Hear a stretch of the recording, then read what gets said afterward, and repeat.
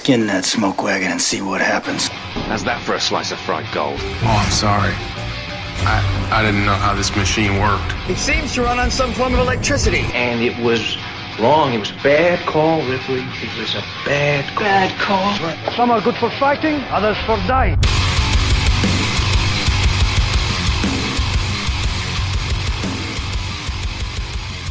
It's Just Two Movies.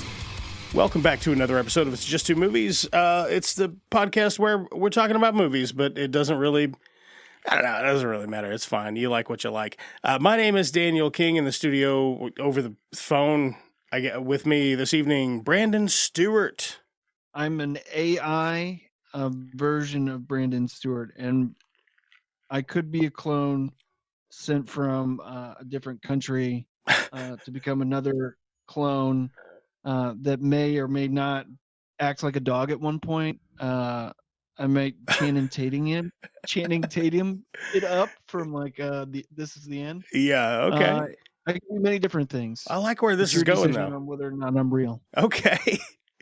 Well, man, it's good to have you back. It's been a hot minute. Last time you were on, we did In Bruges, and God, it was something with Antonio Banderas, I think. Oh, it was. Wasn't it the Sylvester Stallone? Yeah, it was Stallone and Banderas. He was shooting. It wasn't shooting. He had a cast gun. Yeah, he did have the cast gun. That was the most entertaining part of that film, if I recall. But yeah, man, it's good to have you back on. Up front, we don't do a lot of remote podcasting here because the setup in our studio, I live way out in the middle of BFE and I have satellite internet.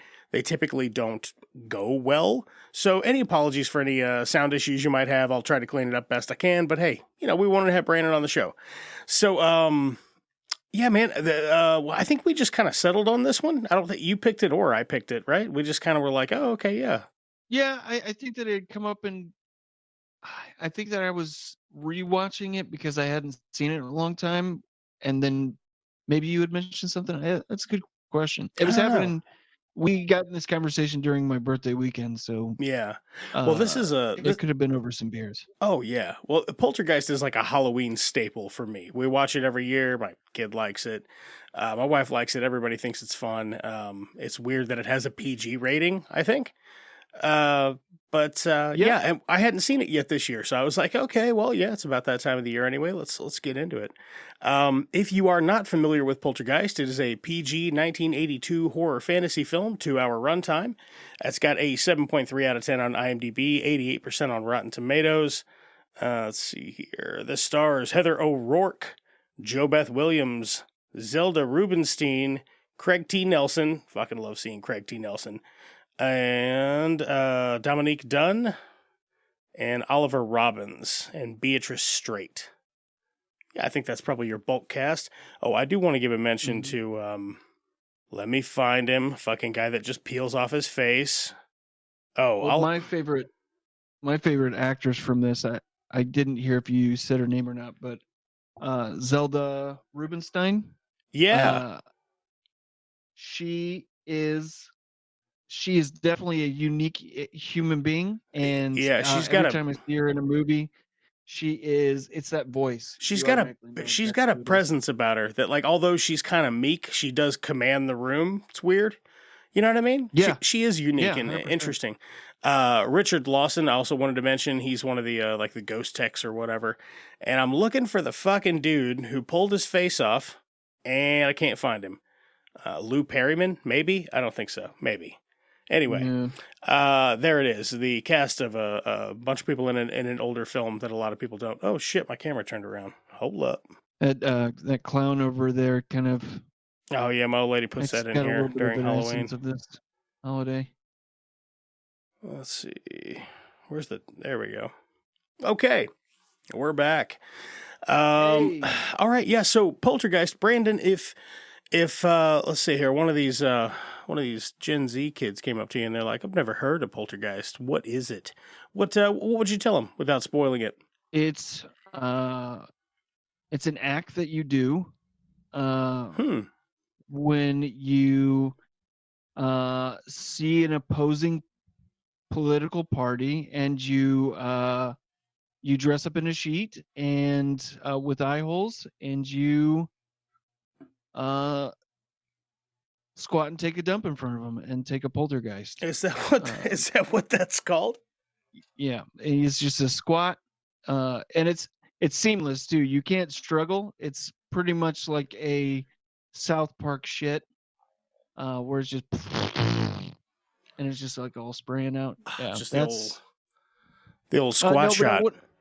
yeah, squat. You know, I mean, I had a little bit of that today. But what I would say is it's a family, and it's got a house, and they are being haunted slowly, mostly by cute things, and then eventually it becomes more ominous. Yeah, not cute stuff after a while. Not so cute stuff. Yeah. I will say, for me, a lot of the effects and horror like related stuff in this, like when you see a spooky boogin or whatever, kind of working for me. Yeah, no, not to get too into this, but the spooky stuff in this it's pretty crazy and pretty authentic. Some of these skeletons in this were actual real human skeletons, like actually real. Oh, no shit. Real.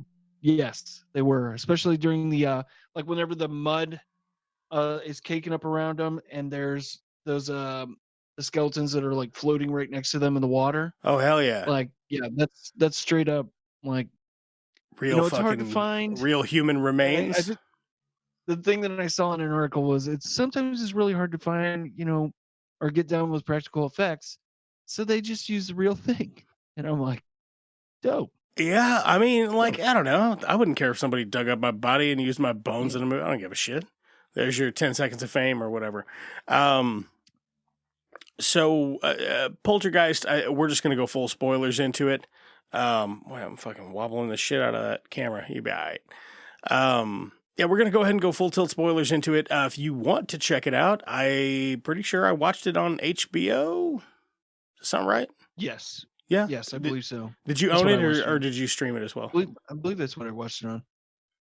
Danny, I'm a bad influence in general. There's a good chance I either pirated it or streamed it on one of the streaming services, but I do think it is on HBO. Okay, gotcha. So yeah, if that is something you want to check out, if this isn't your first rodeo with us, then feel free to give it a pause. And here we go. We talked about this a little bit before the podcast. I think that if we were to talk this chronologically, it's going to feel like we're just telling it, kind of. So I guess I'm just going to run through it real fast, and then we can go back and talk about all of the stuff. Yeah, that's fine with me, because it's a pretty straightforward. I mean, we might as well be watching The Conjuring, which is out now, but with the Steven Spielberg feel to it. Yeah, kind of, yeah. So you've got Coach and Family, because of course he was on the famous TV show Coach. Oh man, my folks used to watch that show all the time. Did anybody watch that show in your house? Oh, for sure, yeah. I mean, it was on at Grandma and Grandpa's house all the time. That just a fucking weird old sitcom with weird knee-high socks or whatever. Anyway, they've got their house, a beautiful house. He's what does he do? Real estate? Real estate man. Yes. And his wife's like stay-at-home wife. They're getting ready to put a pool in the back or whatever. And one day, just your average family. Just family. A pool in the backyard. All of a sudden, kid starts talking to secret people in the static TV. You see kids. Static was this thing that would show up on TVs back, old tube TVs. And I guess I should back up. A tube TV was what we had before flat screens. So I don't know how well that mechanic is aged for like new audiences. I don't know if like younger people. I consider this to be like a kid-friendly movie. So am I to understand that that's what the target audience is for It's Just Two Movies, is Gen Z? No. Never seen a tube TV? No. I mean, if you haven't seen a tube TV, look it up. We're for right? Yeah. We don't gotta spoon feed you guys. You guys got the internet. We're for everybody. So she's talking to weird static people in the TV, and The tow-headed girl. Yeah. And she's very young, and she's like, oh yeah, just talking to him and chatting him up. And then the next day, they're like, holy shit, this chair will move across the kitchen, and it will move our daughter across the kitchen. It'll pull a person, it'll rearrange furniture, all this weird, crazy shit. So anyway, it gets more violent. One day, a fucking tree breaks in the house, and the fucking one kid gets snatched through a portal in the closet. They wind up calling some paranormal investigators after a while because they don't know what the fuck else to do. And they come and are like, oh, this isn't a haunting. This is a poltergeist. Dun, dun, dun. They said it. And then they call little Miss Thing, and she rolls in, and she's like, hey, I'm going to make you say some not Christian stuff, and we're going to get these effing poltergeists the F out of here. And they agree. Yeah, they agree to it. Metal. They make an elaborate plan, essentially, well, not an elaborate plan, a pretty simple plan. We're going to tie a rope around you, send you in the portal, and then you're going to come out the other side. But we can pull you back if we need to. So they do that. They rescue the girl, and they think all their troubles are over. And that's the movie in a nutshell. So what do you don't you like about it? What do you think? Here's the thing: is like, there's not really much to. I mean, the shots are good. They're pretty standard. There's some really nice shots in there. Camera works is okay. It's Nothing, if anybody, nothing special. I think it's my not problem, bad. Yeah, it's nothing like.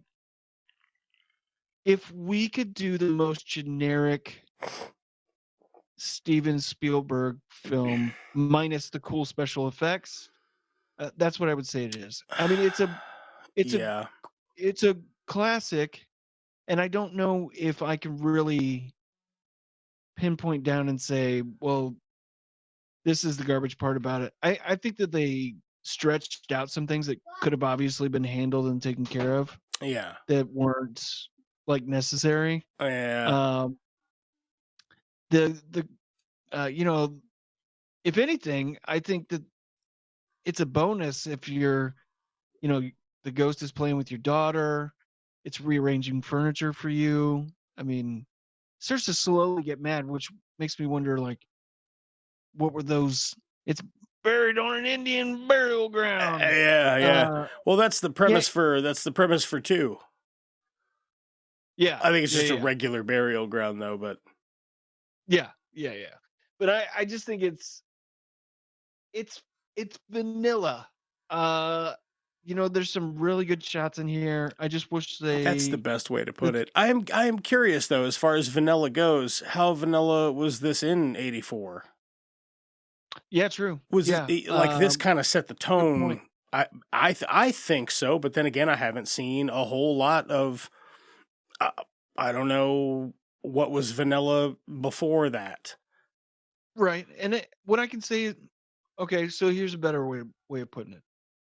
I think this is the perfect movie for you to watch if you want to watch your kids who have never seen horror, and it's just above.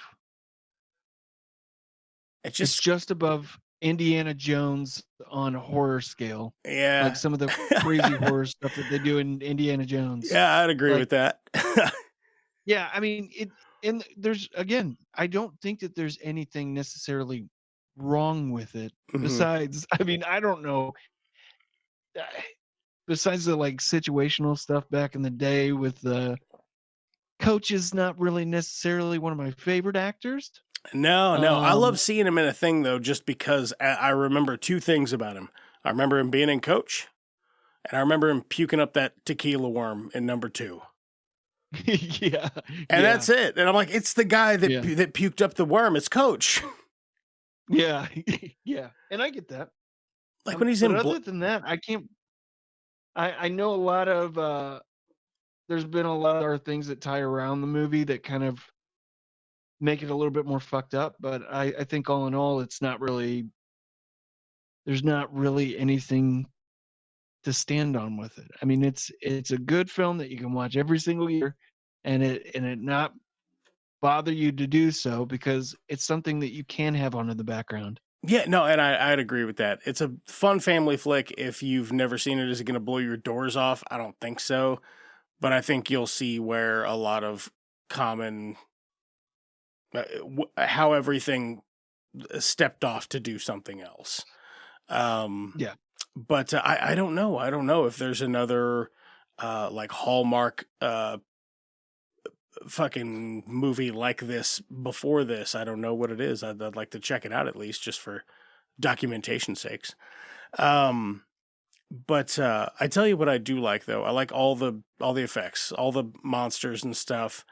The first one that I really, really liked was the chair sliding across the floor. Like, I fucking love it. Right. I love it. I do too. It works out really good. Same thing with the kid. I don't know if there's like a hidden rope somewhere or how they're doing it. Either way, tastefully done, a lot of fun. I don't love the portal in the ceiling. No, but that was always was that done with like a bunch of like those crazy lights that they drew over the film? I can't remember. I don't know. It looks like steam, kind of. Yeah, I know what you're talking about. I don't know. It doesn't look great, but it's that effect now where you can put that over like certain things on a PowerPoint. Yeah. Where it'll actually, wasn't crazy about that.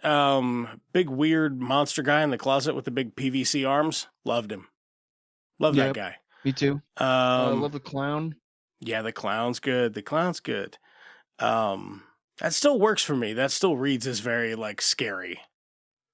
That whole bit with the little clown the face. doll. Yeah, it's the face. And those long fingers. Oh, those long ass fingers. I don't know. Yeah. Well, I mean, think about this. Okay, so this came out in '84, right? I believe so. No, '82. 82. Okay. 82. So right after this came out, a couple years later was Gremlins. Oh yeah. And still, even with, Gremlins, I was never scared by Gremlins, but no. But I could imagine as a child being like in this time frame, in this little singular time frame, I feel like they were really trying to soften the blow with horror. Yeah, make it more accessible. Try and get more people into it. Yeah. Yeah. I think it worked. So, yeah. I still like Gremlin. I like puppetry and shit, man. It's cool. Yeah. Well, I mean, whenever you got Exorcist that happens, like one of the first huge massive things out there, which I believe happened before both of these films, right? Yeah, I think that's 70. Man, I want to say 79, but I don't think that's right. And still our parents to this day, or older people that we know, talk about how evil the movie is. Oh, yeah. It was a scary movie in theater. And I think, honestly, that's the best way to explain it, is that this was just trying to soften the blow, but it softened it a lot. Yeah. Less horrific than it certainly could have been. No, you're right. Family film for sure. I got a few little tidbits in here if you... Yeah, throw it at me. I was just going to say, I was just going to talk about some of the acting in it, but yeah, go for it. Yeah, no, let's go to that first and then we'll... Oh, okay. Hey, Danny, it's your fucking show, bro. I don't want to take... It's our show. As far as the acting, I didn't dislike anybody in it. I thought the kids were pretty exceptional. The wife, I forget her name. I thought she was pretty damn good. There's a monologue between her and the old doctor lady, the old psychiatrist gal, you know what I'm talking about, where she's sitting on the couch and drinking out of her flask or whatever.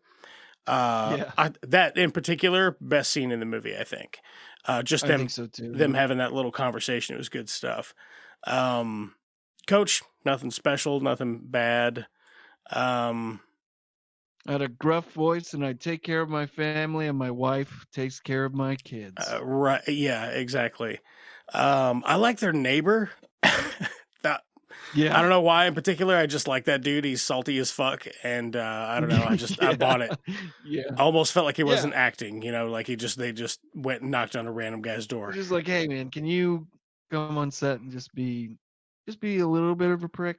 Yeah, Just a little rough around the edges. Yeah, for sure. Let's see. Okay, so you said you got some trivia stuff. Lay it on me. What you got? There's a bunch of people that died, Danny, right after this film. Oh yeah, I've heard about this.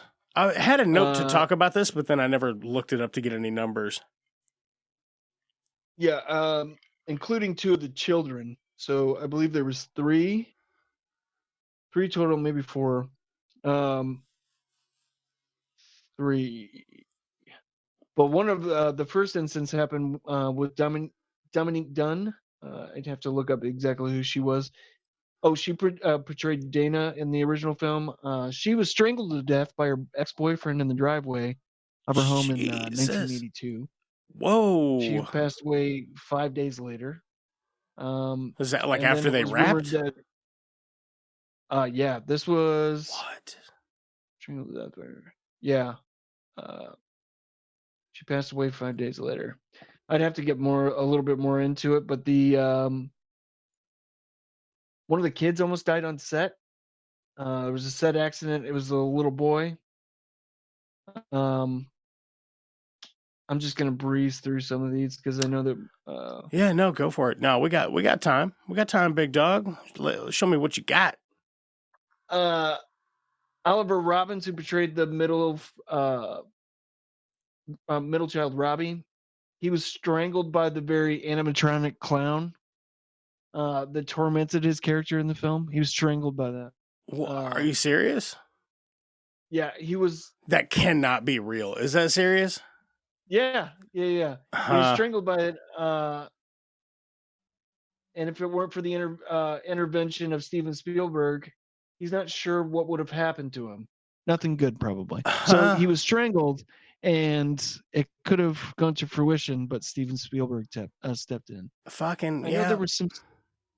Yeah, I know there was some stuff with Tobe Hooper, who directed this film, where he had to leave halfway through, and I should have looked this up better. I got more understanding of it, but Steven Spielberg, without him, he would have, since he finished the film, this film would have never been made. That's crazy. I wonder how much of it Hooper directed, and how, like, where, like, if Steven, how much of it's retakes, and how much do they keep, and. That's a good question, because from what I remember, it was over half of the, like at like the halfway point. I'm pretty sure it was whenever Tobe Hooper had to step down, and I think it was for. I don't want to say for sure because I don't want to get an armchair expert like looking up my stuff. Oh, you don't. It don't fucking matter here, man. We just make wild conjectures one after the other. That's cool to me. Yeah, I know that one of the guys, I believe it was supposed to be Beyonce's stepfather at one point. He was one of the paranormal investigator guys. He died in a plane crash in '92. It claimed the lives of 27 of the 51 passengers on board. Jesus. Yeah. So, I mean, some of this stuff happens afterward, but it's the way that they go that seems like to be the crazy shit about this. It's not so much how in like within how much time did this happen. It's more of like these people died and in some of the most horrible ways possible. Wow, yeah, that's fucking crazy, man. I knew that there had been like a couple people dropped dead and got serious injuries and stuff like that, but I didn't know it was like that kind of shit. That's crazy. Yeah, then they claimed there was some hauntings in some of the actors' actual homes. It's probably some of the trauma that they experienced while they were on the film. Right. Most people at that time obviously weren't. We talked about it already, but weren't really accustomed to horror, or it was a very niche. Yeah. And it still kind of is a little bit, but it was even more so back in the day. So way more popular than it was in the 70s and 80s, I think. Presently, anyway. And Zelda's hot as fuck. Zelda Rubinstein, you just work that shit. She can work it all day long. I would watch her literally in every horror movie. I just need her in the background going, "You cannot possess this toe-headed girl. I love it. You just typecast. You know what I mean? Is that same character and everything? I don't give a shit. Hey, Zelda, I wouldn't think would have cared back in the day. Yeah, no. Sign her up. That's what there's. I was watching a documentary on zombie movies one time, and this guy's like, he's a very recognizable zombie actor. He just has been in like 8 zombie movies, and he's like, I tell my wife all the time that the dead paid for our house. It just, you know what I mean? It's just a fucking B-roll, but he's a B-roll with, residuals or whatever in like 6 or 7 movies. Damn, man, I wish I could remember what I was about to ask you. Oh yeah, I remember what it was. It was unrelated to the film before we rate it. Where do you come down on ghosts? Are you a supernatural fella or no? I mean, the idea of it's, yeah, I mean, I've always had like a fear of what lingers in the night, but not specifically of ghosts. I've never.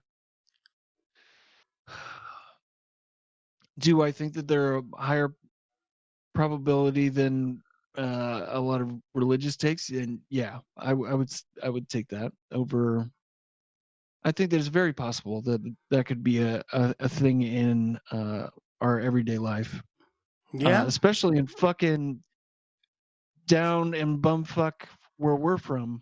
I bet there's hauntings all over the goddamn place. I know because I've been to several different places, and I've been to a freaking nunnery that was abandoned. Oh, no shit.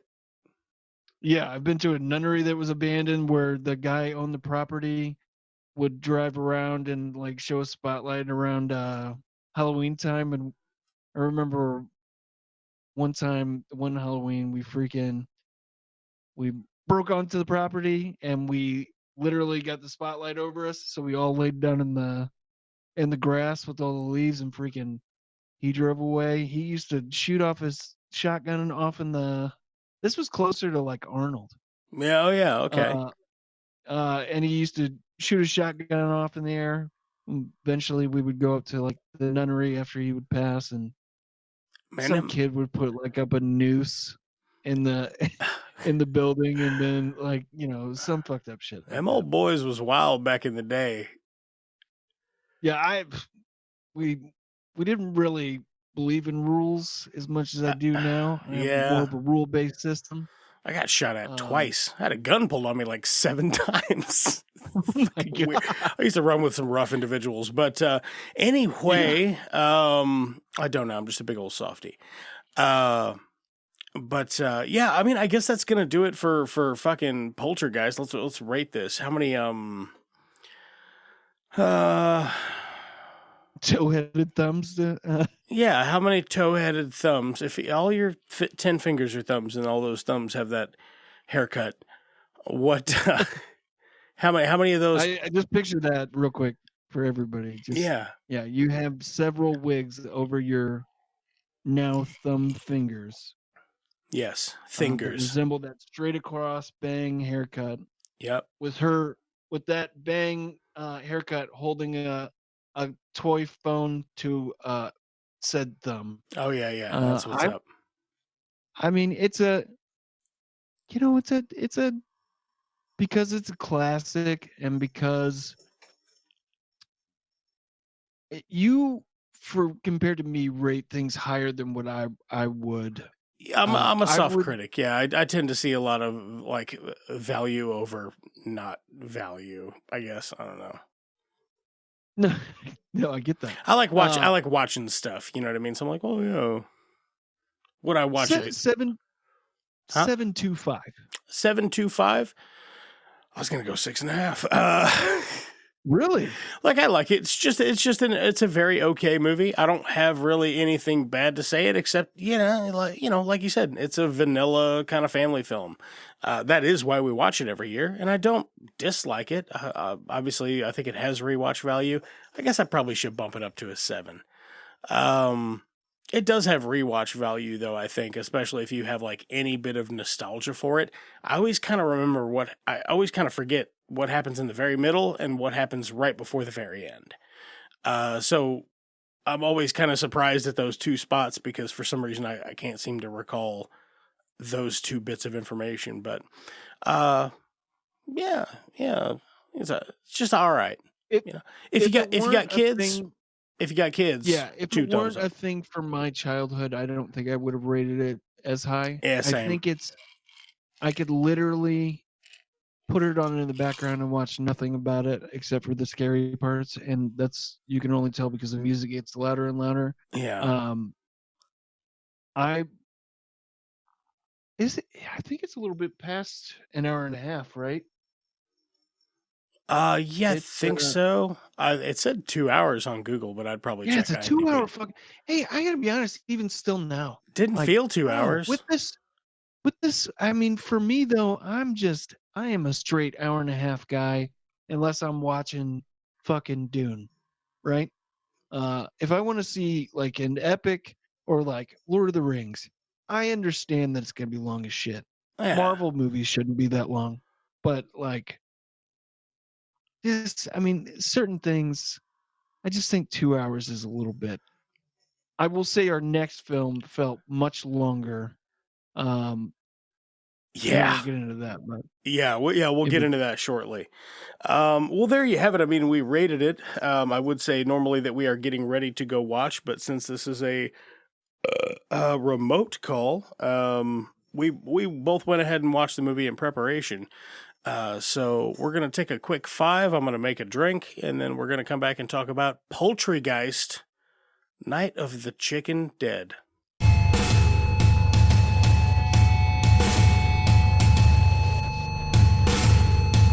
We're gonna get up in it, boy.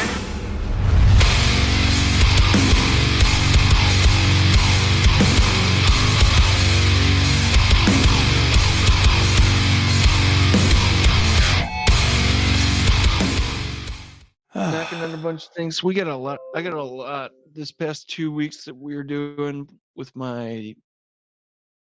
it's just stuff throughout the week, and then I had my podcast last Saturday with a creator over in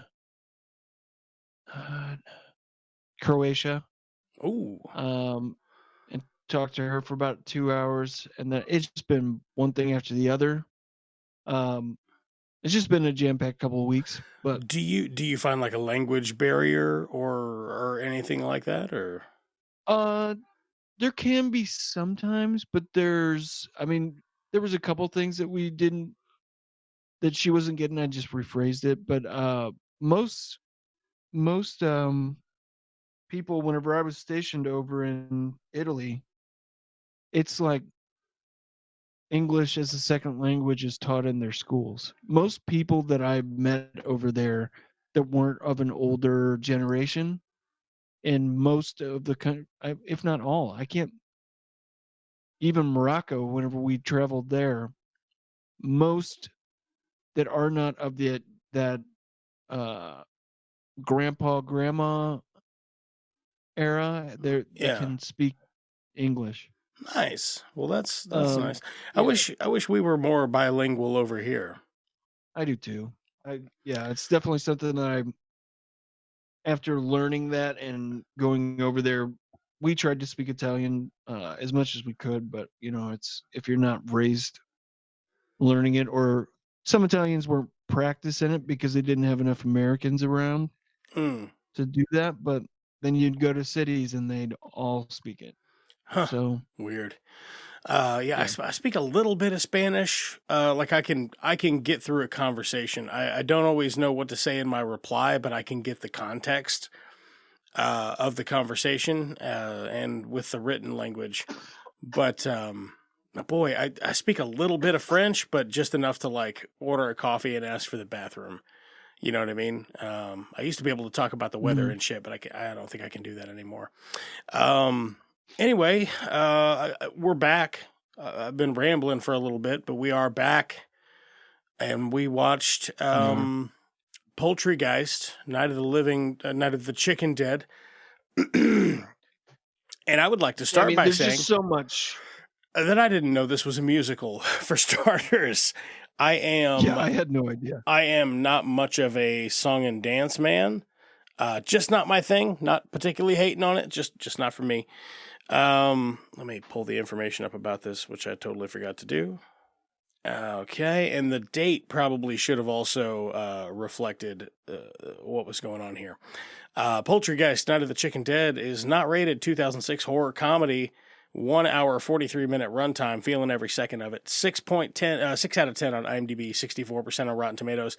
78% of Google users like this movie. Okay. Release date April 17th. Google users. Yeah. Release date April 17th. Directed by Lloyd Kaufman. Budget $500,000. Distributed by Troma Entertainment. Stars Lloyd Kaufman, Kate Graham, Jason Yakinen. Yaki Yaka.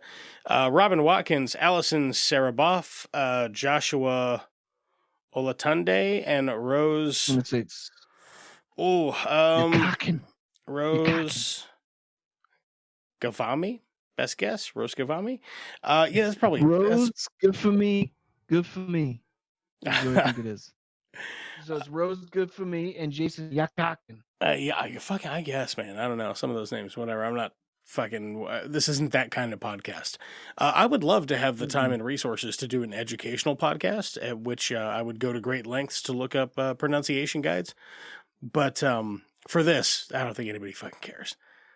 No, and I would not love to do that either. Yeah. I wouldn't love to do that. That may be a you thing. It's just not something I Oh, you talking about like a educational podcast? An educational one that just does pronunciations. Oh, no, fuck no. No, it sounds like fucking homework, dog. It don't sound like going down a fun rabbit hole and doing a little homework. That sounds like a not fun homework. So Poultrygeist, Night of the Chicken Dead, what would you say it's about? It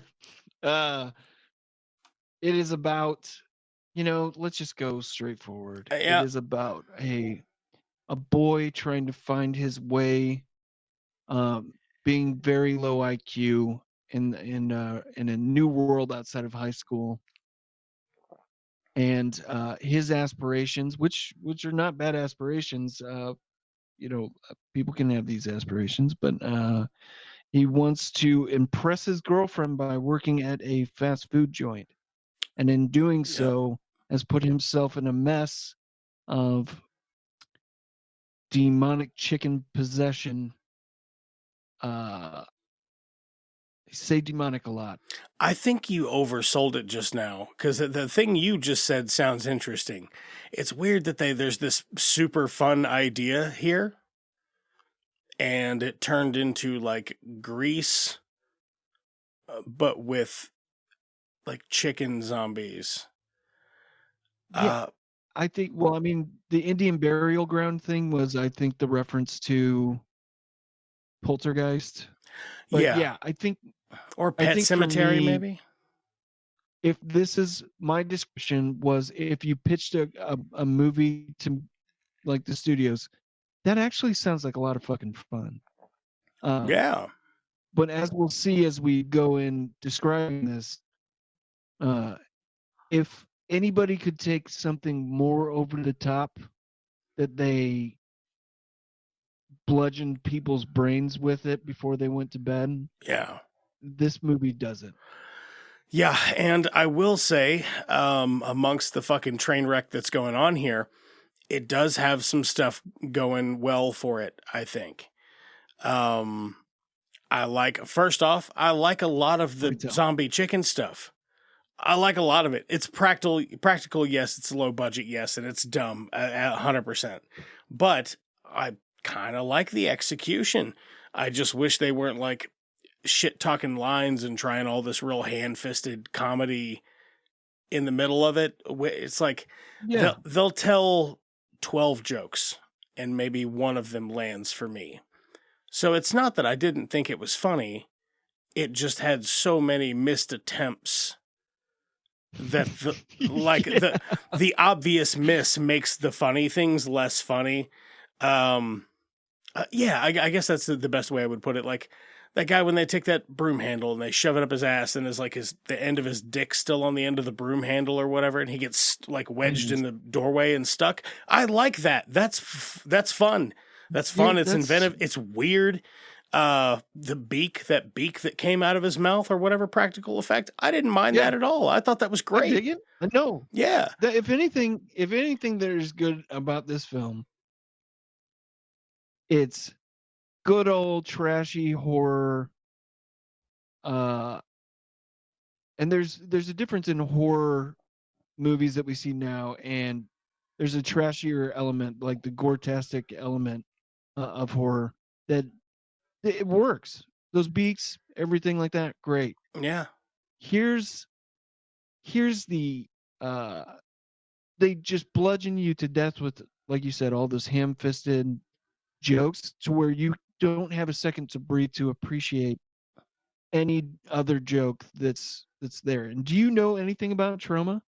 A bit, but you're probably about to enlighten me. I was just going to say, I know that this is a Trauma film, which also was the Toxic Avenger, which we did cover on the podcast. And I'll be honest with you, it didn't really knock my socks off like I was hoping it would. But there's a new one coming out. Yes, there is. Yeah. So maybe we'll talk about that in a bit. But yeah, carry on. Well, so there's a lot of different actors and directors and stuff like that pull from Trauma. Big thing about Trauma is we got really low budget. My name's Lloyd Kaufman. I'm not going to have to pitch this to anybody. I'm just going to do it myself. And I'm about DIY. I think DIY is the coolest fucking thing on the planet. I like to do that with my own shit. But Cannibal the Musical, I believe, is a Trauma film, and that was done by Trey Parker and Matt. I think that it is like one of their favorite freaking things out there is Trauma from South Park. I could see that. I could see that. Yeah, Elijah Wood loves Trauma. That's why you got things like Greasy Strangler. That's the same type of element, right? Yeah, you're 100% right on. In theory, I should love all of it, and I do just quite. It just quite doesn't do it for me like I wished it would. But I think the reason why, though, is because you have things like South Park, which to this day I'll wait for new episodes and I'll watch them like on in the background. They did things in a cartoon platform, or stop animation, however far back you go. Yeah. And they don't blow you over the top with these fucking, just like every single second there's dick, joke and a joke and a joke and a joke. And it's all like, all this is shock, right? Like at one point there's an Arabic woman that has a suicide vest on, and she's wearing a burqa, and like she's praising Allah in the middle of the kitchen. And then there's just a lot of stereotypes in this movie that they don't give you enough time to breathe at all. And there's so many missed jokes that I'm like, yeah, it's not a matter of, I guess here, okay, I think this would be a good example. Have you seen any of the show Letterkenny? Yes. Okay, jokes per minute. That's the name of the game. How many jokes and jabs can we fit in 60 seconds? But they all have context, which is what a lot of this is lacking. Also, this is making the same 3 jokes for 2 hours. It is. They're just dressed up dick, differently. Fart. And I love dick and fart jokes. I love dick and fart jokes. But not like 6,000 of them. I like this is Trauma being Trauma to the highest extent. Yeah. This is Lloyd Kaufman, and why I do enjoy Lloyd Kaufman, some of Trauma stuff. I'm not the biggest fan just because of the fact that it's like, it's just an onslaught of shit that I just, if you're like you said, if you're making the same damn joke every fucking 5 minutes about Yeah. how this lesbo wants to bang this other lesbo and how they like, I feel like it's a bunch of 12-year-old kids that found out about all of these words. Yeah. I feel like this is written by middle schoolers, but at Right. least clever ones because they can rhyme in the songs. I Yeah. didn't hate some of the acting. Like the guy that plays Arby is like he's very over the top, but it's still it's in the pocket for me. Like he's given me what I'm looking for. It's just the materials kind of shit. The girlfriend wasn't crazy about her. I don't know, like nothing in this movie like really offended me. I was like, I bet that's offensive to some people, like the drunken Yeah. Indian chief or whatever. That's a little thick in the paint. You know what I mean? Yeah. Why, especially whenever they keep bringing it up Yeah, and they keep like, yeah, yeah. They're beating bring up that smallpox beating being that the other killer of oh, there. yeah, beating that dead horse real hard. Yeah. But yeah, I guess really that's kind of it. This is 2 hours of beating the same horse.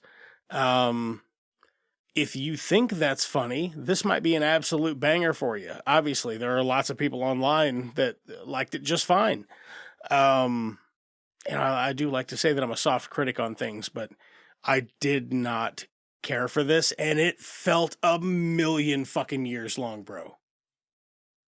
Yeah. I hope that you don't end this, but I have a long list. I will tell you right now Oh, that I was please. watching it. Yeah, I was watching it last night and trying to get prepped, and I'm like, this is. I know that it's trauma, but it has the potential for being at least funny in the sense that we have demon chickens Yeah. coming out of this store. I don't even mind. I don't even mind the tagline. Poultrygeist, Night of the Chicken Dead. I think that's very funny. I mean it's like, but it's right on the nose. It's like, I don't know, man.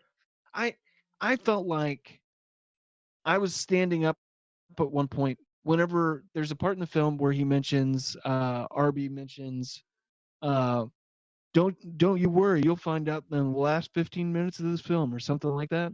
Yeah. And I'm like, cool, bro. We got a fucking time now. Yeah. Like, we're setting the time. Bullshit, man. He was fucking asshole for lying to me on the screen, breaking that fourth dimension, because that lasted for another fucking 30 minutes. Do not insult me by fucking making me stand up at a certain point, because I was like, I don't usually go to bed till 11. This was 10:20, and I'm like, I want to go to bed now. Yeah. My night has been ruined. Oh, I'm dude. upset. Yeah, I was not having a fun watch with this either. I had to stop it a couple of times to do some stuff, so it felt extra fucking long because it took me like a total of 5.5 hours to finish it. Oh, Right. fucking brutal, man. Brutal. Long. I mean, Almost the fell first 5 asleep. minutes is a human finger butt plug, which Yeah. clearly Arby is into, which is fine. Yeah, do your butt plugs. Everybody loves their butt plugs these days, especially if they got that little furry thing sticking out of it. It hits immediately and just won't fucking release. There's a couple of Toxic Avenger shirt references in there. Ron Jeremy should describe everything to you about this film. The fact that this man has placed his sweaty, nasty, grotesque existence into this fucking film is exactly the filth that you've set yourself up for. Yeah, it was weird seeing him run in for like 30 seconds, and I was like, you know what? This tracks. This tracks, actually. This fits perfect. Yeah. I will say, okay, the things that hit for me humor-wise. Yeah. There was a man that was holding a protest sign that said Chicken 316. I fucking died over. There was a line in here that said, faking that I'm gay like Dick Cheney's daughter, which I mean, I know the sordid history behind that, but fuck Dick Cheney. Yeah. Fuck Tibet, free the chickens was one of the Yeah. one of the sides. There was another one that said "fucking the clucking." Yeah, right. Yeah, I saw that one. I feel okay. So I'm unlike a lot of my friends in the sense that I get why people like certain things, but I just can't stand them anymore after I've turned a certain age. Oh, yeah. Like post 16 years old or 18. But I am very offended by all the pop punk that was in this fucking movie. It Oh, pissed me yeah. off to no end. It was just, and I'm like, this is like gutter punk, nasty pop punk, where all these people are like licking people's armpit hair and think that they're, I don't know. Yeah, it was fucking pretty. It was pretty odd as far as some of the music choices in there, but I get you, a little cringy. The general's transformation, I have to say, is one of the highlights of this film. Agreed. Yeah, it turns into a big egg. Yeah, he turns into a massive egg and then hatches a brand new chicken. I think it's phenomenal. I don't get grossed out by serious horror movies, but for whatever fucking reason, man, this infected fried chicken, one of my favorite foods, by the way, is fried chicken of all time. Oh yeah, the fried chicken looks gnarly. And it's fucking got these pus bubbles and shit like that. Practical effects were fun as hell. Agreed. There was chicken titties at one point. Yeah. The general was doing the baby face, or doing the baby sex roll, and oh yeah, he's like wearing a diaper and shit. Yeah, and see, we're just trying to. It's like we're trying to hit everything that could possibly offend. Weird people. Here's what Brandon's glossing over, ladies and gentlemen. There's about 10,000 other jokes in between this that are all dick and fart jokes between these highlights that he's hitting. But yeah, you're right, man. Some of the highlight, a weird thing that I liked before the movie got really too into it. It was like the first break from the musical numbers when he starts. They open the restaurant and people are coming in, and that big sweaty fella comes in. And he's like, "Oh my god, it's Jared from Subway." I thought that was fucking hilarious. For some reason, that joke like aged better after the fact. And then he goes into the bathroom while he's like shitting his brains out, and you see like his butt cheeks on the toilet and shit coming out of him. Dude, I had a fucking hoot with that. I thought that was all very funny. And I was sitting there thinking to myself, I'm like, you know what? I bet if somebody just gave me $500,000 and said, make a movie, something like this would probably wind up in there. But then they just kept, it's the same fucking thing. You know how many people shit a bunch? How many people do you think shit a bunch in this movie? I bet you it's 8. It's at least, I think that's generous. Everybody's just say that everybody's shitting, puking, and coming. There's a point where they make very clear this is a Hispanic man that is gay, and he's gonna put the special sauce in the chicken grinder. Yeah. And he's gonna come in it because he's pissed off that rightfully so, that there's a sloppy Joe named the Sloppy Jose. For what reason? No reason. It has 2 olives on it. Probably because it's chicken instead of beef, I guess. But that's not. I don't associate chicken with Hispanic people. No, I don't either. And so I'm like, oh yeah, which people do you associate it with, Brandon? I said that I love fried chicken. So I also fuck, dude. There ain't nobody alive that could be like, I hate fried chicken. You're a fucking liar. Yeah, you're a fucking liar. You're a fucking you might have values against eating it. Okay, that's fine. Nobody's gonna make you eat it. But if you put it in your mouth and you chewed it and swallowed it, you'd be like, God damn, that is some fucking good shit. I have an unhealthy love for fried chicken to where I could probably, the way most people do like pizza, I could do like fried chicken. You could do fried chicken? If somebody goes, "Hey, do you want a pizza party?" I'd be like, "Hey, I love pizza.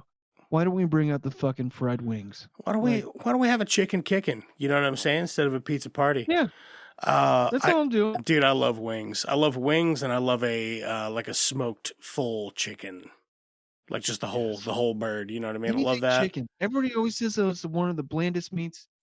That's Yeah. your fault. Yeah, That's your fault. yeah. Have you ever seen a canvas? Pretty fucking bland. Oh, fucking boring as hell. I do want to make sure that we get to these, but at one point, I have to say that one of the best practical effects is the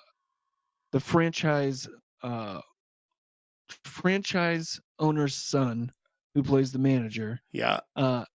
He sprouts a head that is a chicken head with an afro. Yeah. The afro, the Jerry curl, which makes zero sense because this man has covered his entire head in a beret the entire time, and no reference does it have a Jerry curl or come on. And then the best one, fuck Mel Gibson. Whenever they made fun of him, Yeah, that's pretty good. spot Yeah. on, like South Park. Yeah, that's pretty good. That and yeah, I want to go back to the black guy, Danny. Yeah, because he's like, I'm gonna open my own restaurant. I'm gonna call it Denny's. Fuck.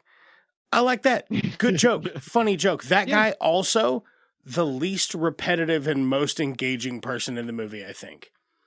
When he's like, I'm gonna tell you a story, and they all just like take a knee and eat cookies and listen to his fucking horror story. Great. That's hilarious. I love that.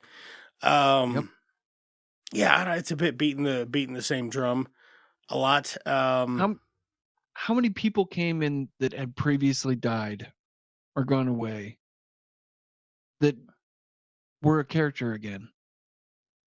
I felt like it was like, first of all, the Arabic woman blew up. She said that she was going to, they make reference to it where they're like, she used those muscle enhancers. Yeah. And she just kind of deflates. And then they're like, hey, I thought you died earlier. Oh, no. I'll tell you later. It's a special thing. And then never bring it up ever again. No. Yeah. Which, you know what? I mean, if I'm being honest, if you were going to do that in a movie, this is the one that it's fine to do it in. Like, I guess I don't really care. I'm not invested enough I just go, okay, whatever. Yeah, that's fine. I don't know, man. I think as far as, okay. So here's what I want to know. Let's say you and I were going to remake this film. Okay. Let's say, I don't know, let's say fucking A24, since they're going to start doing big budget movies, they're going to give us $10 million and they want us to fucking remake, but we have full creative license. What do you do with a film titled Poultrygeist, Night of the Chicken Dead? You just call it Night of the Chicken or Night of the Living Chicken Dead? It's got to have the same title because we're making the same movie. You can do whatever you want with it, but it's got to still be the same movie. Hour and a half. I'm thinking, tops. hour and a half tops. I'm agreeing with that. I'm dropping the musical numbers, and I think I'm probably going to make it a animated adult film. Yeah, I'm not going to have any like. Yeah. What if your antagonist? Why would I? What if your protagonists are like Simon Pegg and The Rock, but they're just chickens? Yeah, and why don't we do it in the same art style as fucking Mutant Mayhem? Yeah, shit. Yeah, that'd be fucking awesome. Paranorman in stop motion. Yeah, that stop. I think a lot of that's computer generated, but it is like it's built. That the computer generation is all built from stop motion animation. But that's a fucking great looking movie. Leica, yeah, employ Leica. Really hit onto the elements of, I don't know, like if you're gonna label it, like I feel like this movie picks, well, it definitely does. It picks two elements. It's like Night of the Living Dead. We got zombie chickens, okay, and then they're possessed by Native Americans underneath or underneath the restaurant. How do we boil those two together or fry those two together? Now, for a I better- don't know that you necessarily have to have the Native American element for it to be a zombie Living Dead situation. Yeah, but they mention There's- it. Yeah, There's just strike there's that out. yeah, I think it's a bad component of the film. Like, why? Because you're making fun of fucking Poltergeist and fucking Pet Cemetery. I get it. I get it. I'm just not saying it does Just pick anything a to your credit. Make it a fucking biological thing. If this is an animated movie with chicken people and chickenless Cage, he's going to be in it. Nicolas Cage. That's my name for his chicken. And chickenless cage. Chickenless Cage. But maybe he'll just voice the cage, an empty cage at some point. Yeah. I guess my point is, it could be something like, I don't know, they're injecting chickens with hormones or whatever, because hormones isn't a regular part of their fucking diet. That's how they get so big and fucking meaty. But maybe it could be something like that. They're getting a weird shot, or somebody illegally dumps whatever into a cornmeal and it gets mixed in a bag of fucking chicken feed or whatever. Just some like weird chemical element to it, like Night of the Living Dead 3, 4. Which one's the one where it's just like, fuck it, it's toxic waste now? Where Bob is in the freaking, in the vat. Yeah. It could just be something like that. It could be literally anything else, because our components are Poultrygeist, Night of the Chicken Dead. Well, I guess there does have to be some sort of undead element to it then, rather than just like toxic waste zombies probably won't work. There's got to be a supernatural twang to it. Maybe they could. Oh, Maybe a demon chicken whose temple was underneath the chicken franchise. dude, I got it. We take, okay, so you got the chicken farm or whatever, and the owner brings in one of those new fucking weird ass, like black long haired chickens. You know what I'm talking about? Long feathered chickens, the big bushy looking ones. And it's about the undertone of the movie is racism. You know what I mean? And it's like, why, you know, this is why it's not good. Well, it's 824, yeah. Yeah, the other chickens treat this chicken like shit, and he's secretly a witch doctor or whatever, because why not? We can typecast play into fucking whatever we want. He's just got to be different. So he's a witch doctor, and he summons a fucking witch doctor spell. The next chicken that dies is a zombie, and then it pecks a bunch of other ones, and now they're zombies. And there we have our Night of the Chicken Dead. Well, no, that's zombies still. That's not ghosts. Fuck. Well, I did it again. And all I was thinking was, what if we put Dusk Till Dawn, but automatically say that this chicken restaurant is on top of an ancient temple where all these spirits once had lived, and they're tired of people fucking eating chicken on their chicken temple. Hell yeah, man. And they're gonna rise from the grave, and some of them are gonna. They're not going to be vampires, but they're going to be fucking chicken adjacent. They're going to have some chicken adjacent vampires, kind of. I love it. Oh, yeah, man. It could just be like, yeah, they opened up this chicken shack or whatever on the actual gateway to hell, Potosi, Missouri. Or just, you know what I mean? Just whatever. Just some podunk fucking town. Chicken coop. Yeah. Temple. Yeah. I love it, I think the only thing that you'd have to do definitely to make it an adult is you would have to bring in elements of like Mad God. Is it Mad God that was the 15-year in the making? Yeah, it's the Phil Tippett. Yeah. Phil Tippett's so you'd Mad have to God, bring yeah. in elements of grossness from that. But I think as long as you keep gross and animated, I think you're good. I say we get like Phil Tippett's visceral, like nasty edge, and just pair it with whoever the fuck makes Wallace and Gromit. You know what I mean? Just a weird middle ground between super fucking cartoony and just grotesque. But you advertise it as a kids movie. Yeah, like Sausage Party. That was very much like a don't bring your kids like this. Very much looks like a kids movie that is just also fun for adults, but it is not. This is an adult movie. It is not. Yeah, it could be something similar to that, man. I think that'd be kind of fun to work on, actually. Less dick and fart jokes, man. Really, just might even keep some of the same jokes. Doesn't have to be jokes all the time. You No. can make things funny and have middle dialogue. Yeah, have you We don't- seen Sausage Party? Seriously. I guess part of the joke with that thing is that they are food, so a lot of the stuff that comes across as jokes is just regular conversation for them, which in of itself is a joke. But that's a layered joke, not like, "Hey, put a thumb in my butt, ain't I crazy?" Oh, he used to. Oh, yeah. Or, hey, we used to be on the debate team together back in high school. He used to be on the pro bestiality, and I was against bestiality. It's like, what? Oh, funny. Oh, Was he? He used to like fucking beasts, really? Right. Didn't know that was your thing. Yeah, I don't know. Not something to brag about. I mean, I think those things would probably clean it up. As far as it stands, I guess. How many chicken thumbs you give it out of 10 chicken thumbs, Brandon? Chicken gizzard thumbs. I would say, I don't think I've been upset by a movie this much in a very long time, and I wanted to have fun with this. It's been a minute for me. Honestly, it was a coin toss. I really wanted to have fun. Yeah.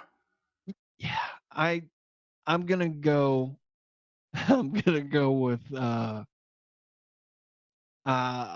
1 point. 2. I'll give it a 2. Okay, I'll give 2 it back. a 2. And only because of the practical effects. I know that I'm sure that there's other elements in there that I could have, but I was just being bludgeoned to death with fucking,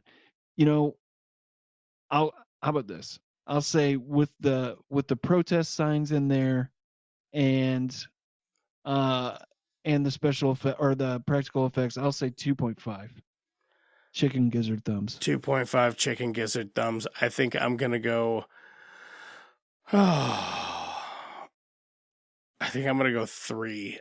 Man, boy, the musical numbers just really irritate me, like to no end, and also they're bad. Yeah, they're not good. Like they're also not good. So don't appreciate that. Don't appreciate having to sit through that.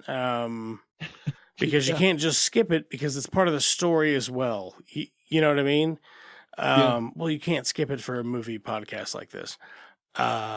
Did not care for that. Yeah, and just echo what you said. It's the same fucking joke.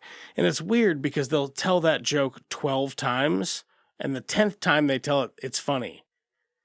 Yeah. So what you do is you put that joke in the spot of the first joke, and then you just rewrite and rewrite and rewrite. This feels very much like a first pass.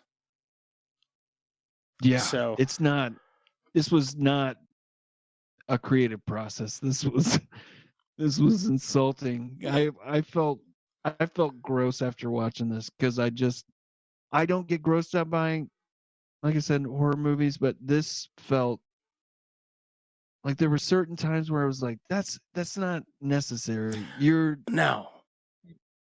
Why? So he's coming in there and we're now on the 15th cum joke and we're talking about fucking shitting in the bathroom. There's been like 20 people have done that. Yeah. I just leave me alone. It's just a lot of coming and shitting and throwing up. Well, hey, it's time for the next segment.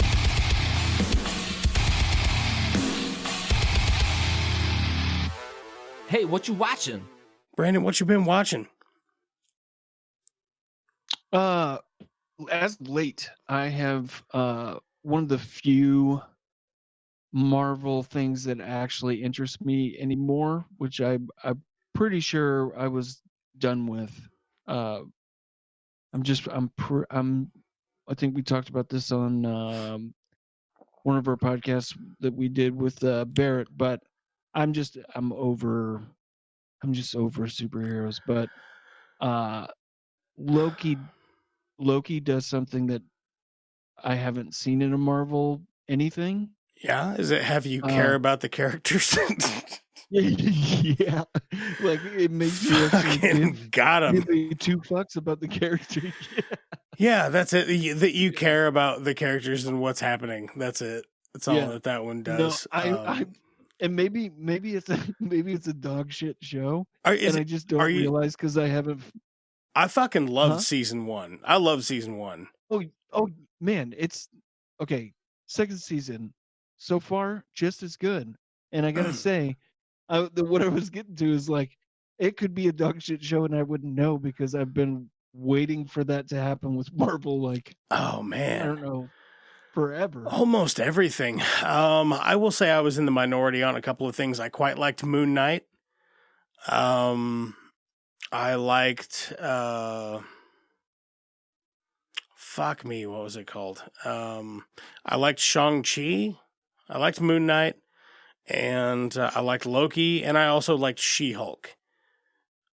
Yeah, But other She-Hulk than was that, fun. literally every fucking thing that has come out of there since Endgame has just been pretty much trash, man. And it's pretty heartbreaking.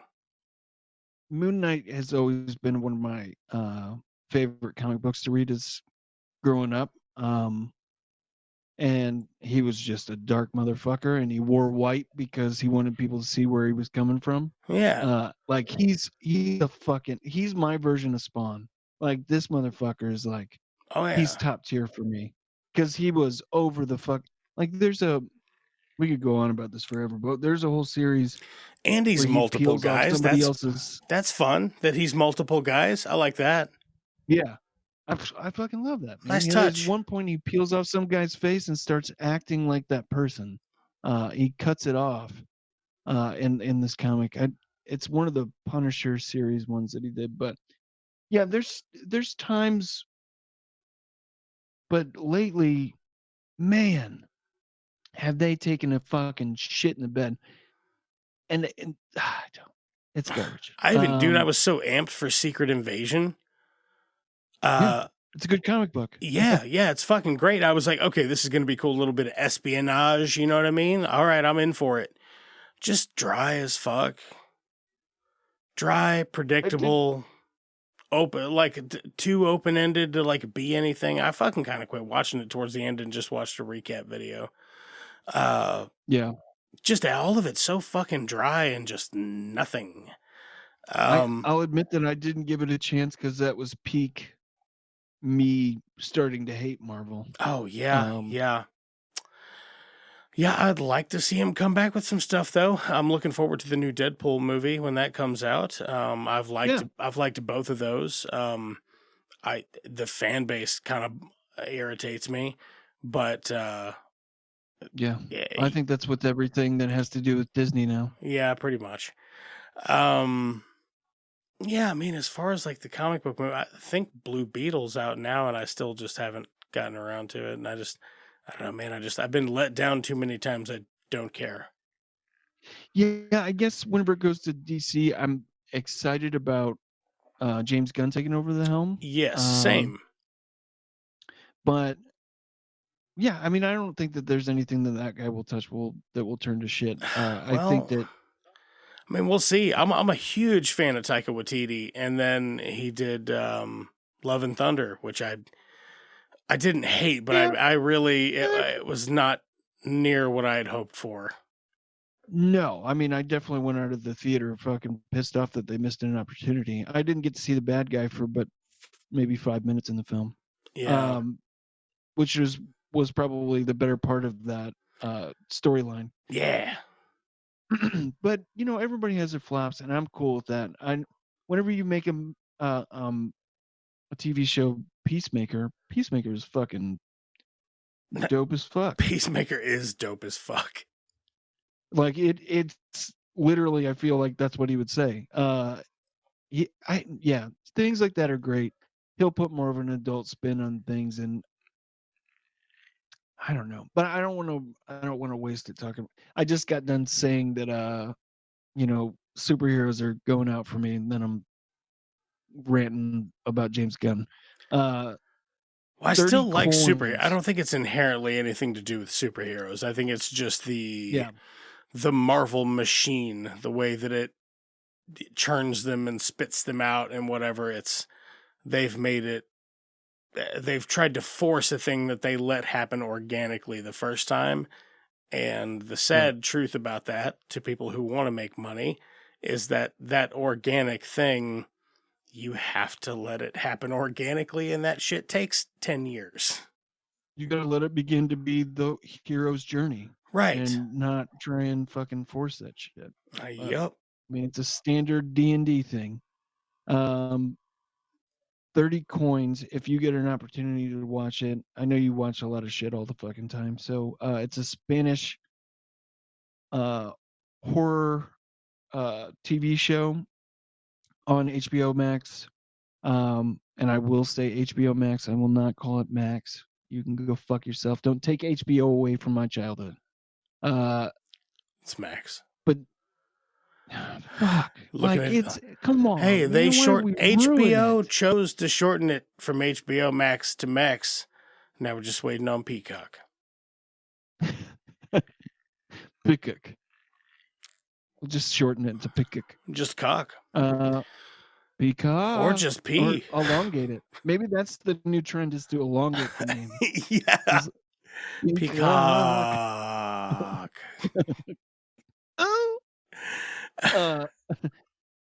No, I would 30 coins, man. It's not the greatest CGI, admittedly, in some of these, but the storyline it's a John. All right, keep on saying this, but it's not John Wick, but John Constantine Spanish version. What? Yeah, and it is fucking dope as hell. And you said that's on Max. Yeah, it's on Climax. HBO Max. In Australia, they have a version of Netflix called Stan, and I think that's weird. Stan? Yeah. Okay. Stan. We have Max. Well, I don't know. It's all gonna be Fred in 30 years, baby. It is. It really will be. Yeah, I discontinued my Netflix after I found out that they were hiking up the price to $22.99. Yeah, that's getting pretty pricey, man. I should have a grandfathered price because I got it back when it was just DVDs. Yeah, me too, as a kid. Yeah, fucking A, man. Yeah, man, I love that. We'd fucking gather around the computer and everybody throw shit in the queue and move it around, randomize it.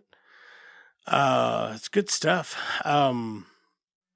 Let's see here. What have I been watching or doing? Have I been doing anything? Man, I'm trying to finish Breaking Bad, bro. I said I had I said I had 2 episodes left.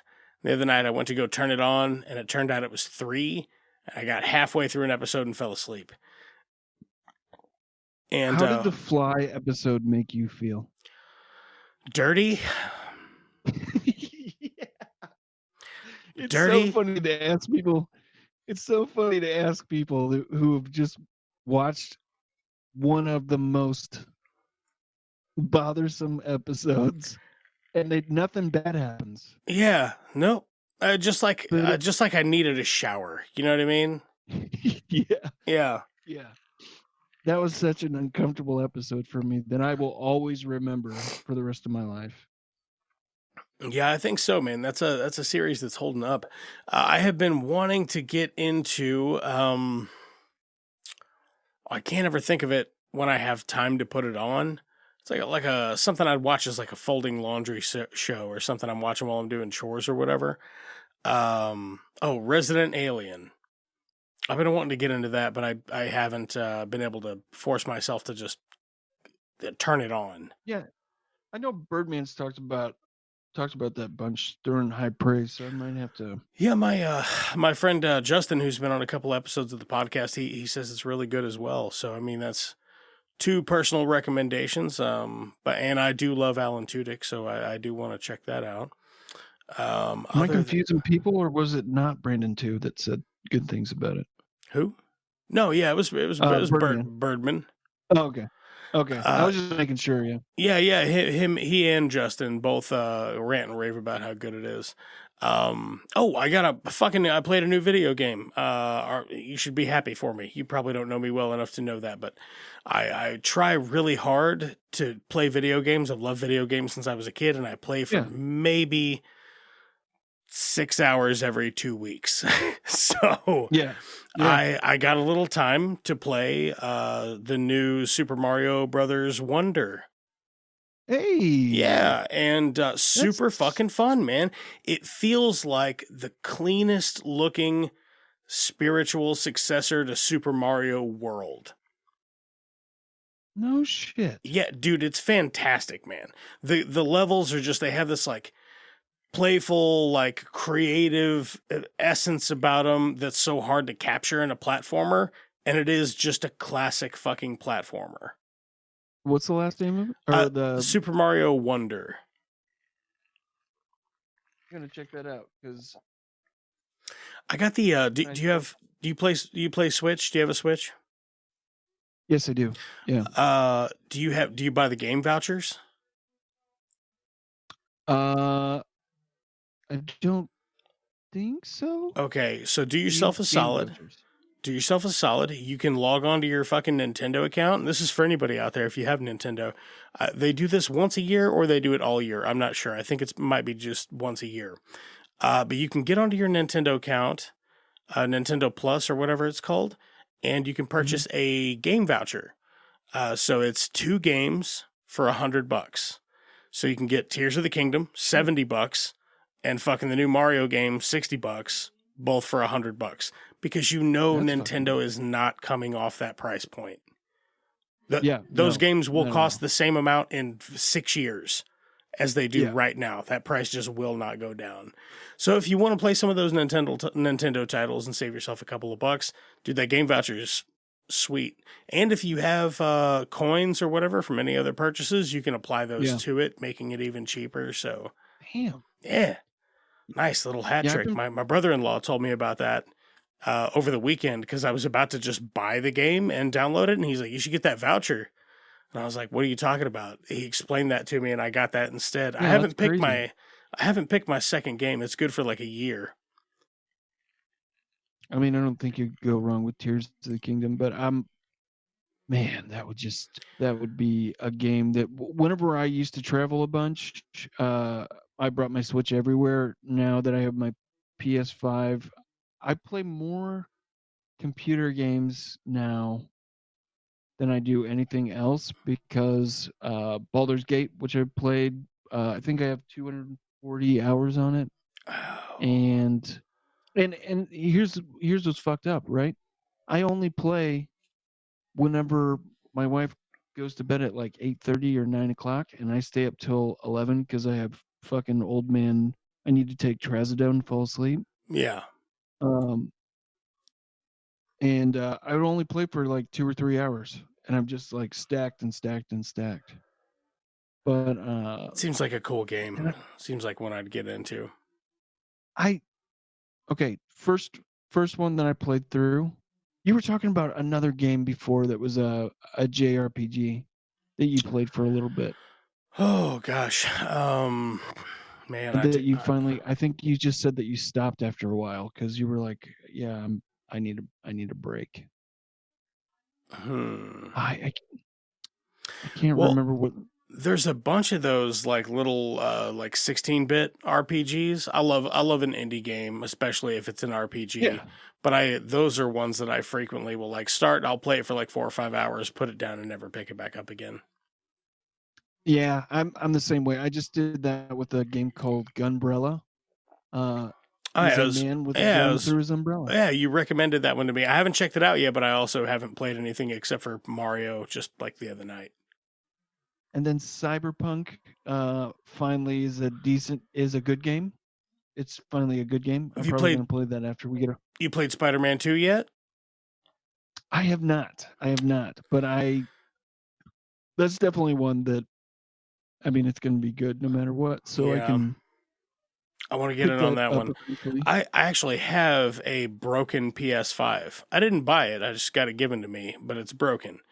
And I think the only repair that it needs is to have the HDMI port replaced, which I am quite capable of doing, but I do not currently have a heat gun equipped to remove the current connector. So I'm just kind of stuck until I get one of those. But I've been shopping around. Huh? Yeah, if it was given to you, man, it might be worth the moolah. The $120 for a good fucking heat gun just to pop it right off. And that's what I keep thinking about. I'm like, I only need like maybe $150 worth of shit. But then I would have, the brand new console. It's the disc drive version and everything. I just really need to get my hands on a heat gun. Yeah, I need to start playing more PS5. I hopped on a little bit of. I finally got into Rocket League and was playing on the PlayStation because Liam likes to watch me play that for a little bit. But I need to get back on the console for. Oh man! Say, hey, if you're into Rocket League, send me your deets in a message, and we'll fucking party up, baby. That's like that's probably the most consistent competitive game I've played in the last 10 years. Like, I just always will throw on some Rocket League. I'm always down for like 4 or 5 games of Rocket League. It's fun as hell.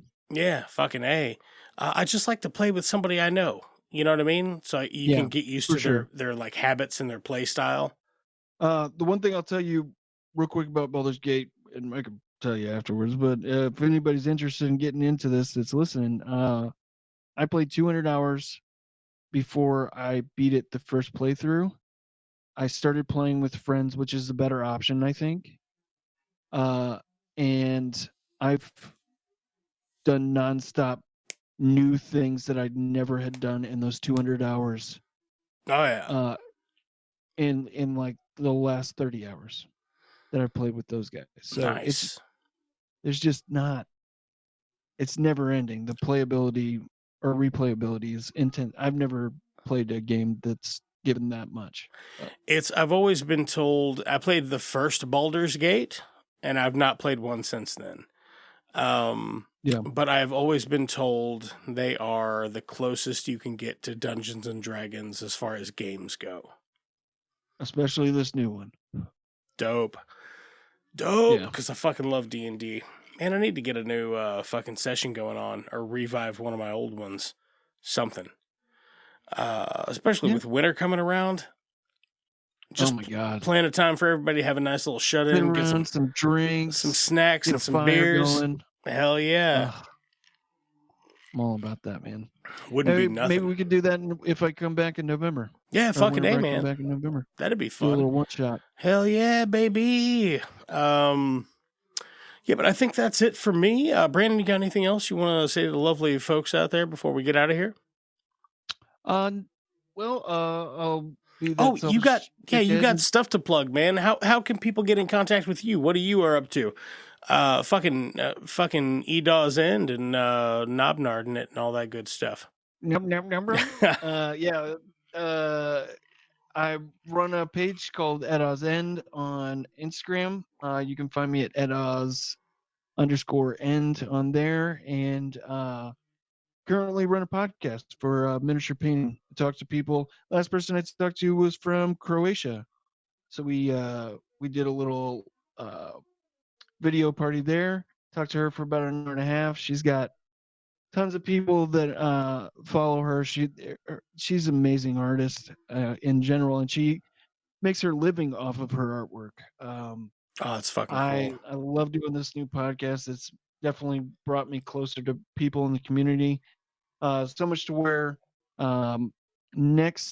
this weekend, finally, it is happening. We've called it Grimtex, GRIMTEX.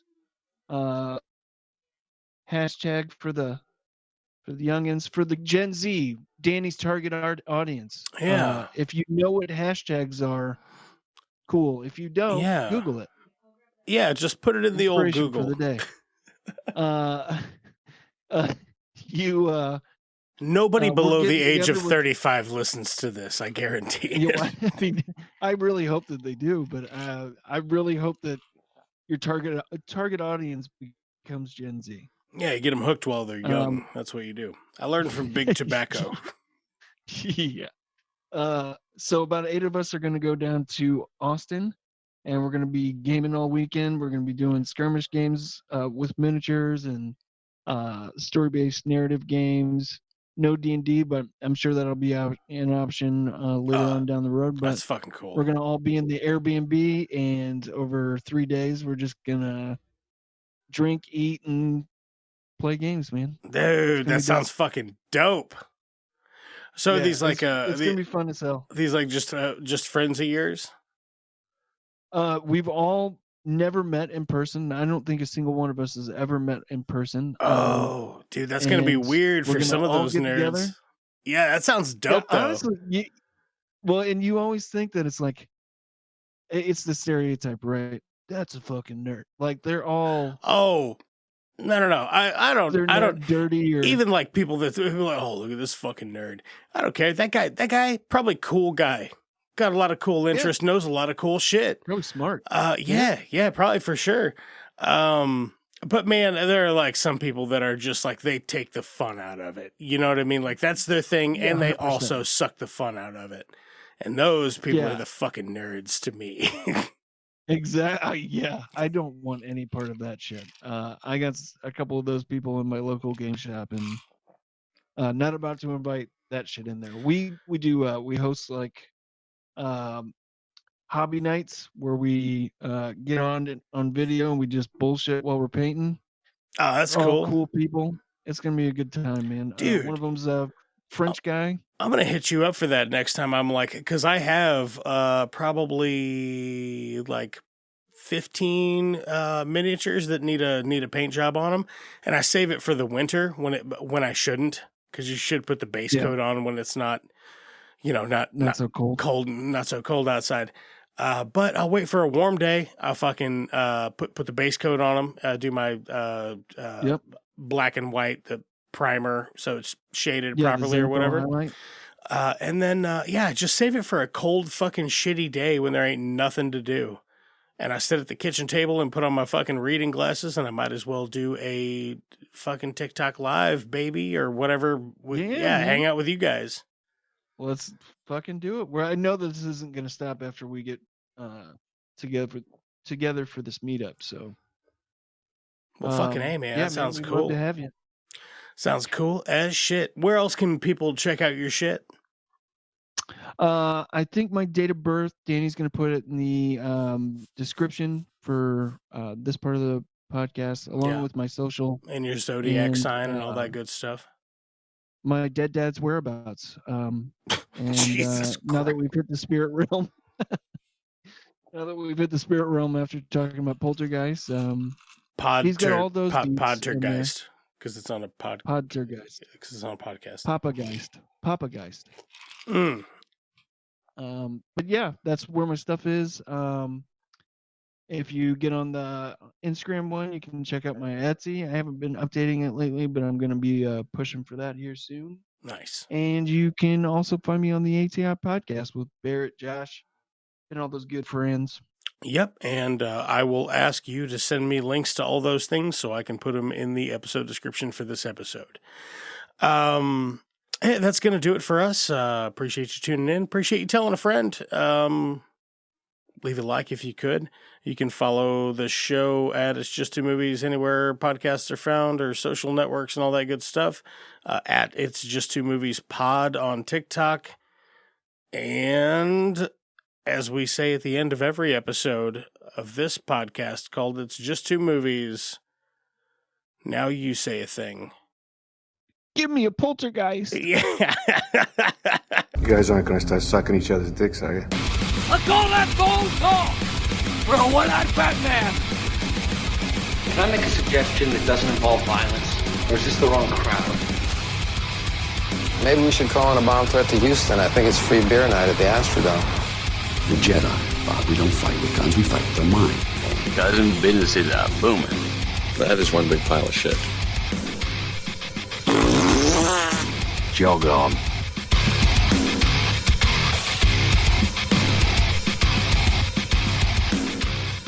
It's Just Two Movies is a production of Blue Cheese and Bacon Studios and can be found wherever you get your podcasts. All right, special thanks for the people who helped make this show. That is going to be Russ Tafari, God-Sized and Growing, and Sons for our music, Lamplighter Productions for our artwork. Oh yeah, I definitely want to throw out a thanks to Dave, who takes care of our YouTube platform, and Justin, who has started doing our TikTok. You can find us on TikTok at Just Two Movies Pod. Yeah, so hit us up on socials and tell your friends and leave us a like if you could. That's the show. But I don't have all negative things to say about Poultrygeist, but I would say the vast majority of them are overwhelmingly negative. Yeah. Yeah. I got a whole list for you, Danny.